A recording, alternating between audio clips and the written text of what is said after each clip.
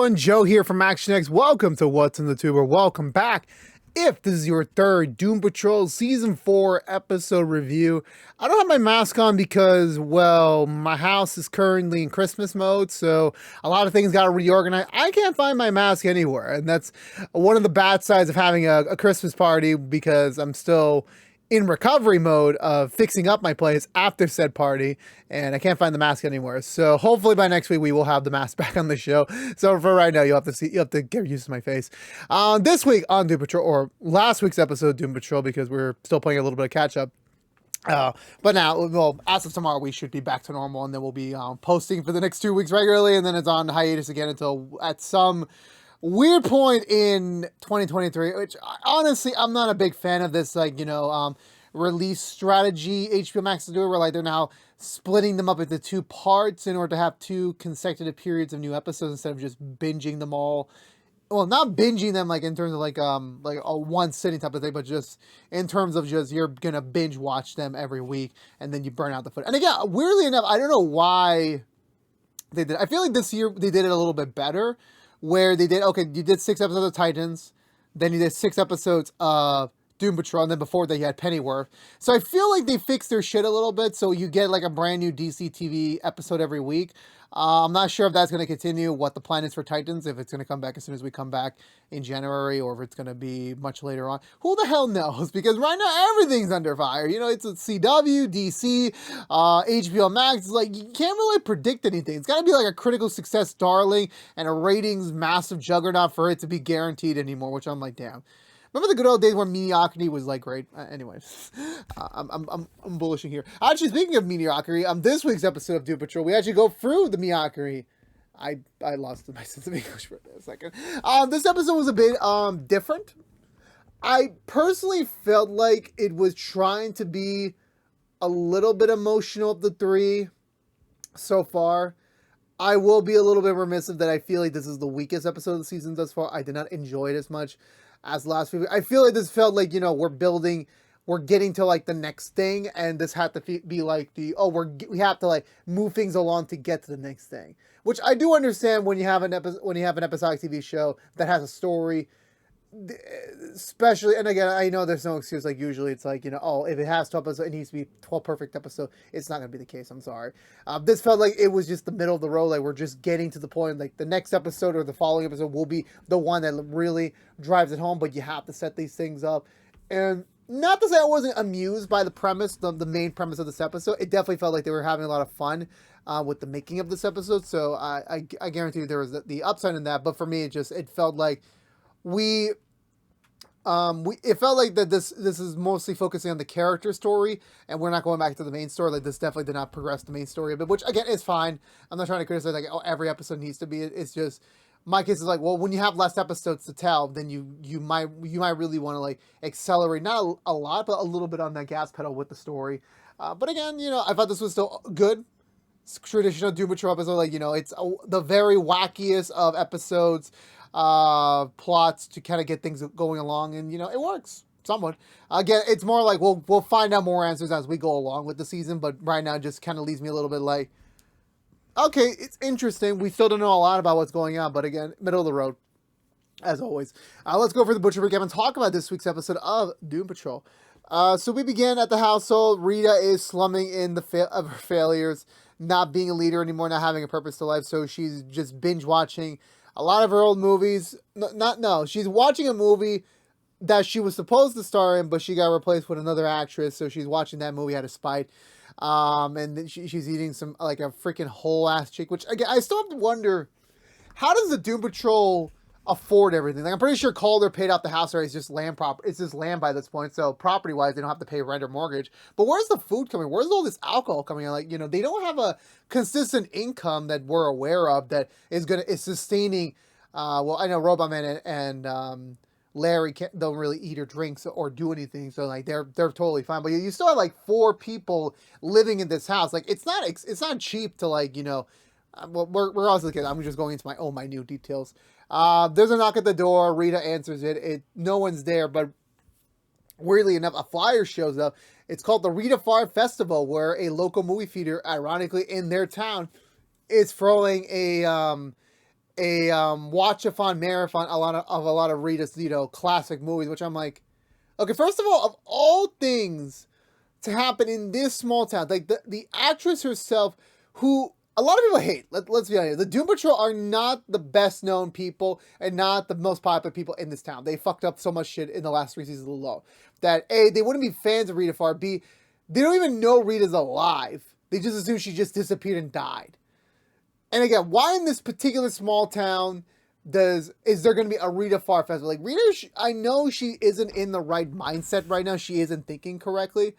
But I feel like it was one of those, okay, wait a minute. It's just too coincidental. But she's depressed. She's not feeling so well. She just said, you know what? I got fans who are going to throw a festival for me. So I'm going to go. I'm like, what were you hoping to see? Like an entire packed theater with Rita fan in this small town? And you're just going to show up and then maybe do a Q&A and feel important again? Like, again, I understand what you were trying to do here, but I'm like, it just felt like I felt bad for Rita. It just made me feel more bad for Rita. Meanwhile, the rest of the team's dealing with their own stuff. Jane's trying to figure out what her purpose is since she can't find Kay anymore. None of the personalities are around anymore, so she's kind of alone. So like, what is she going to do? And she was about to listen to some punk rock music. It doesn't suit her. She goes back to the puzzle, only to find another inconsistent puzzle piece when the puzzle pieces are like radically different sizes instead of at least equal in margin. So she gives up, but she finds one particular piece that has an eyeball on it, like a moving eyeball, similar to one of the Sisterhood of the Dada members from last season. A cloud of dust appears around Jane, and then all of a sudden it disappears and everything. But so we're just assuming that, okay, that member's still around somewhere, weirdly enough. Larry's still looking for his negative baby. It's nowhere to be found again. And, he's just wondering what the fuck's going on. Like, what exactly did Future Ed tell it? We're still figuring that sort of things out. Roger is still trying to be the best team leader she can be. She's trying now that the whole apocalypse have seemingly been averted, which I'm like, we know it's not, but for them, they just feel like we're done. We saved the whole season already in the second episode. Is this the second episode? Yeah, second episode. So now she's working on her next big assignment, working together as a team, like actually building the team up. But we'll get to more about that in a second, because Victor is not with the Doom Patrol this week. He's off to Detroit to rekindle his friendships with his old high school buddies, his friends that he had before his accident to become Cyborg, who again are open for him to be back, but it's still like just hesitation of like, you've shown up after so long. You're human again. Well, you look human. You look normal again, which is great. But you still disappeared for all that time period. And I think I'm gonna go through this plot line first, because like literally it's part of Victor's story this season about him just accepting the fact that he is now human again, and what does that really mean for him to be to have a life post Cyborg. And a relatively majority of this conversation with him at first is just them wanting to know what Victor's been up to as Cyborg, being a solo superhero, them being part of the Doom Patrol. Eventually one of the friends gets fed up, but it's like, all we've been talking about is Victor. And Victor's not asking what have we been up to? Like, it's been almost like, I'm going to say almost a decade. I'm just guesstimating the age here. Like, there's no, I know Victor's like is definitely in his 20s, but I'm not sure like how old he is exactly, but so I'm going to say a decade. And Victor goes around, like, they've been doing some small startups in their town. It seems like they never left really. But they seem to be doing pretty well in their lives, just doing exactly what they promised to. And, Victor's like, hey, how do I join in? I want to help out. And at first they're like, no, we're good. We've been doing this for a while, just the three of us. And, we're going to keep it as such. Again, like, they're open for him being there, but they're not open for him, like, rejoining their lives and everything. Coincidentally enough, this pizza place is connected to a laser tag arena, and Victor says, you know what, we're going to rebuild our friendship. We're going to get into that laser tag arena and win back our old title. And they're like, bro, we're old. Like, we're fighting against teenagers here. And it's either it's unfair event. It's either the old fogies over here or them overdoing it and like overwinning the younglings. But anyway, so they decided to go in. And which honestly, again, I haven't done laser tag, I think, in a very long time. So I'm like, I'm overdue to go. So regardless of that, they go in. They have a lot of fun. But Victor, one of his particular best friends, one of his like oldest ones, they kind of blow up in the middle of the match where like he's just like we tried so many years to reach out to you, and every time we tried, you always pushed away, or you just fell more out of contact with us. And Victor's like, I had a lot of shit to go for. Like, my mom died, then I had to be a superhero, then I had to figure out my own self-identity, and then the Doom Patrol stuff out. Like, I didn't have time to really think about y'all because there was just so much shit going on. Which, again, in an outside lens here, like, for me, I do understand where he's coming from. If you have a lot of shit going on in your lives, like, it's not wise to bring someone else, even regardless if it's a friend or old compatriot or even someone new into your life, into that, because it's unfair for them. Like, oh, they're coming into your life, or they're trying to be part of your life when you're at such the busy. You're not going to give them the time or the attention that they deserve, because there's a reason why you wanted them to be in your sphere for a reason. But if you're not giving them the attention to at least see where things could go now, it's not fair to them and it's not fair to you. So I understand Victor's point on it, that he has been through extreme circumstances. But I do, again, it's been so many years that, like, yeah, I'm pretty sure at some point you could probably pick up the phone or something. But now Victor, all of a sudden, like, he gets his skin back and he's like, yeah, I want to get back to things. I want to get back to how things were. But, like, it's not as easy as the thing. Like, they win the laser tag. I don't think they win the laser tag competition, but they definitely grow more closer together. Like, they're starting to really rekindle something. Even when their friends give them like a prototype for like a robot that they're building, and they want Victor to like just tinker with it and see what else he can do, so that the next time they meet up, it could be a much more better improvement. So definitely they are open for him to come back and help them out, but it's still slow building. It's still like, it's not like you can't really repair all those years of like distance in one night. You really can't. And yeah, Victor is happy that there is progression there, that there is like movement, that we are actually going to maybe try and be friends again, like real friends, but it's going to take a while. It's not definitely something it's 1, 2, 3 to fix. So back to the Doom Patrol thing, to the actual storyline. Rita gets to the movie theater. She buys a bunch of popcorn for presumably her fans, which again, Rita, I don't know what your story was going to be. You ain't Kingo, so you ain't going to explain like, oh, I'm Rita's daughter, or I'm Rita's granddaughter, that looks exactly like her, which I'm like, this ain't Nurse Joy, this ain't Officer Jenny, this ain't any of that. That ain't going to fly here. Yeah, she buys a bunch of popcorn for her supposed fans. No one's there. So she's sitting there with like 12 buckets of popcorn, which for me, I'm like, if it's a cheat day, and I got like maybe 5, 7 movies to go through in a movie theater, like let's say an all-day thing, that would be enough for me. I don't think I'll probably get sick by the end of the night, but like it'll be enough for me. So the movie starts. She's playing they're playing her feature film debut film. However, not even a second into the movie, she gets ghastly sucked in. Like she turns into a gas form and she goes inside the picture. So she gets stuck in there. Eventually, when she gets into the actual film world, she slowly realizes, oh shit, I'm stuck in the movie world. At first, they're kind of going through the character beats of the movie. And then, Rita's like, oh, maybe this is just a way for me to like actually have happiness, like be in a film world where I'm supposed to be happy. It's a romance movie. So I'm like, maybe I would want to be pampered and, loved for like a good 2 hours and just, enjoy it. And she decides to like accept it and just keep going through the motions of this. Meanwhile, back at the house, Jane tries to tell Cliff about her issues, with what's going on with Kay and everything. And she also tells Cliff that the sister of that member with the eye that can do the fog and everything. She thinks she's still around and she's still alive. But however, the thing that is funny is that, oh well, hold on, like there's still like a bit of difference here of like. Wait, hold on. I completely forgot. So I left my PS5 on because I'm doing a something for My Hero Academia. So I forgot to turn it off, and my mic's still on. So I'm like, I'm gonna hope no one just jumps into my stream or my party or anything, but it just hears me review. My apologies. Anyway, going forward. Where was I? Oh yeah. So eventually Madame Rouget interrupts everything. She heads into and calls in a team meeting that we need to support each other. And yeah, it's another one of the Doom Patrol jives of like, they are brutally honest with each other. Like they will not hold any shit back. They just tell Madame Rouget like, yeah, we trust each other to an extent. We only picked you for the leadership role just because it's just to avert the future. So now you're like, okay, this team building thing, we don't really need to do it. But she's like, no, we have to do it.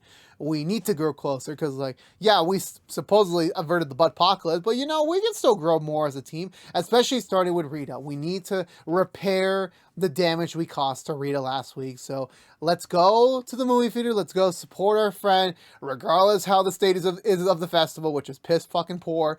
And let's just enjoy it. Like, just be there for her. Like, support her, which I'm like, okay, if this was like a regular episode, like if this was a sitcom where like they were just doing this, I'm pretty sure Rita would probably take it the wrong way. She'd be like, oh, let's do a weekly night where we watch one of my movies and I commentate over it, which I'm like, no, please, no, don't.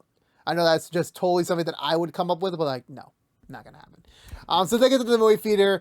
They don't see Rita, but the movie's still playing. They just take one of the buckets of popcorn, which I'm like, Jane is not that short, so I'm pretty sure she could have just seen easily the buckets of popcorn there. So I'm pretty sure she would have been happy of just like taking one of them for herself. But it is what it is by that point. So anyway, yeah. So she gets back to. So they're watching the movie, but they're noticing that there's some inconsistencies because, Larry was a big fan of Rita growing up. Or I forgot what the timetables were, but like Larry actually did enjoy Rita's films as just like a regular moviegoer. So he knows the film and he's noticing like, yeah, some things are not lining up. Eventually they all realize that Rita's actually in the movie.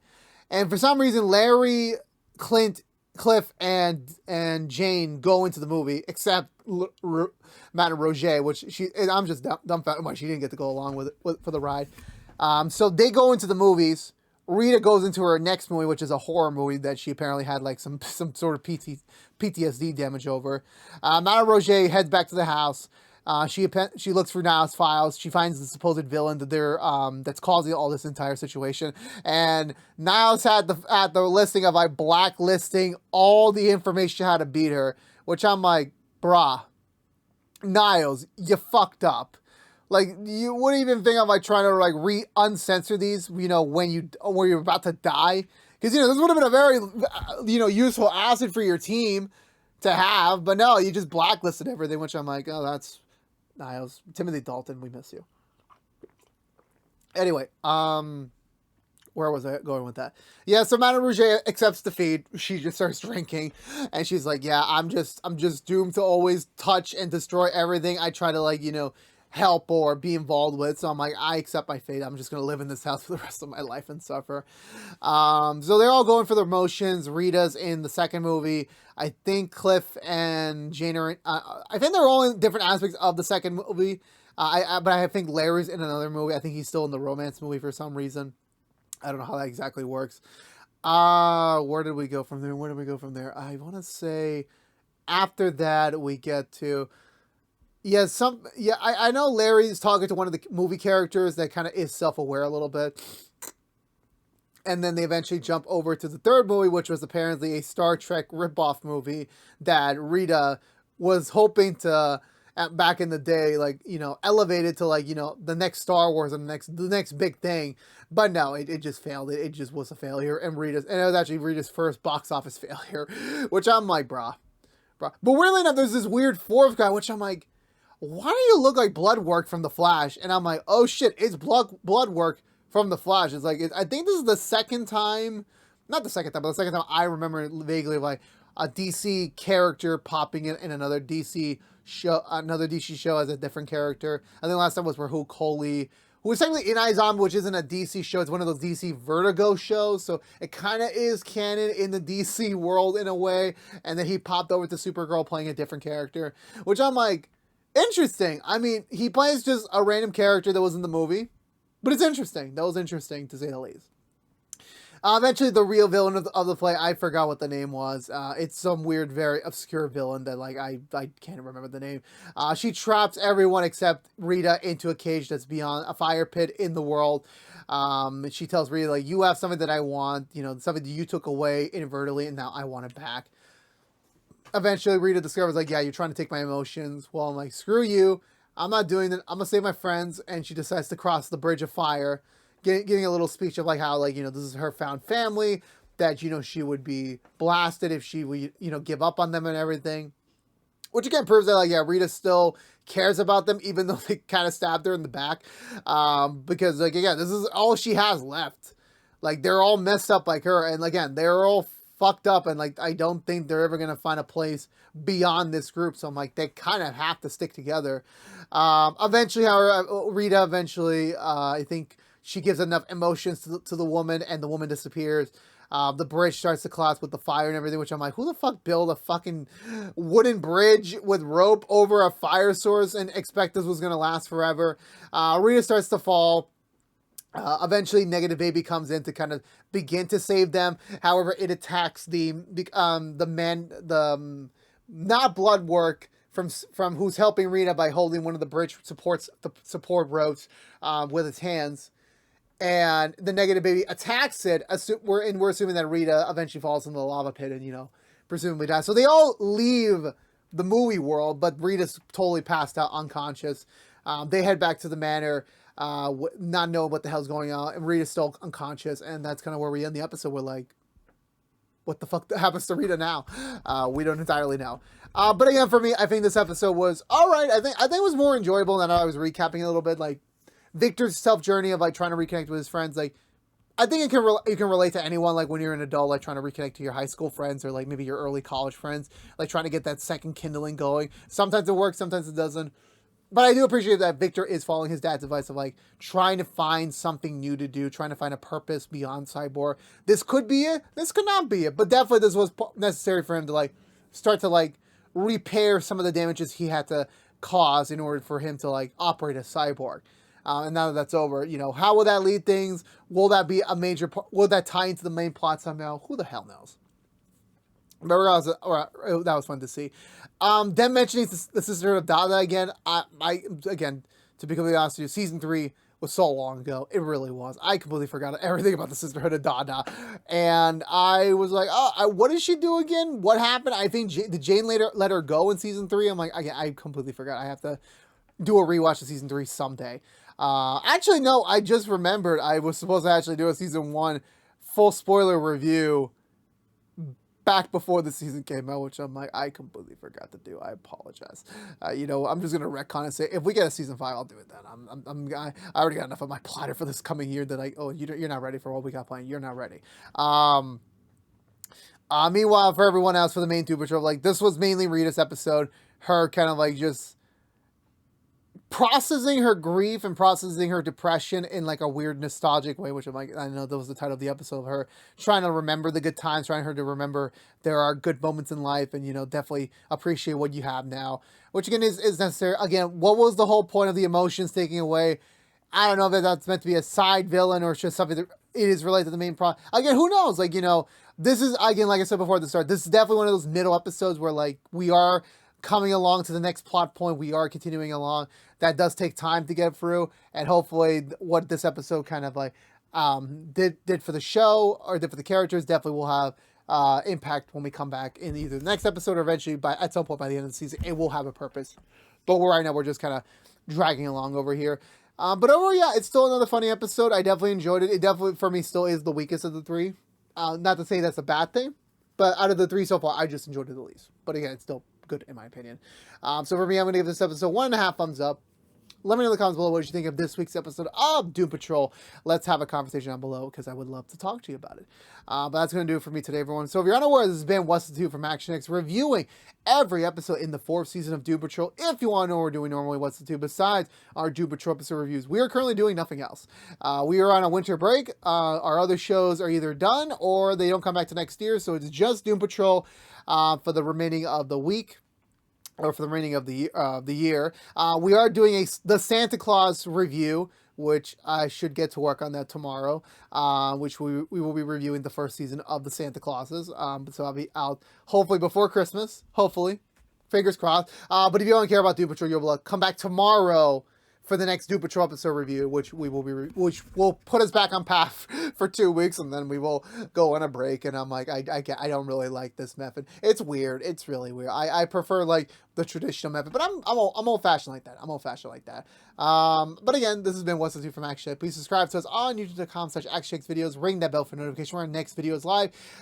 Follow us on social media to stay up to date. Any sort of updates we may have for either of our channels. Like, favorite, share if you want to. But until we see each other again, for all you members of the Fan Patrol out there, I'll see y'all tomorrow for the next episode review. But until then, stay safe out there, be good to each other, and as always, peace out.